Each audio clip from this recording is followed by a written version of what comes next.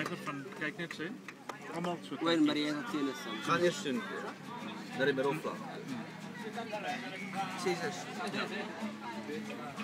En dan daarna?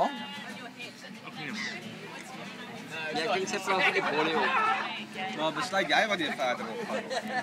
Ja, oh my. Sy glo.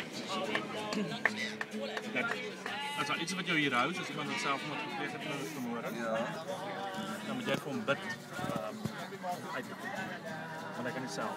Ja, maar wag sy dan. as jy daai union daar spoor, En sy wag om bevry te word. sy is bevry want die ou wat saam met haar op die bypas gedood is nou ook dood.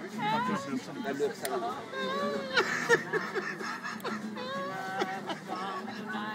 Jou ramkat.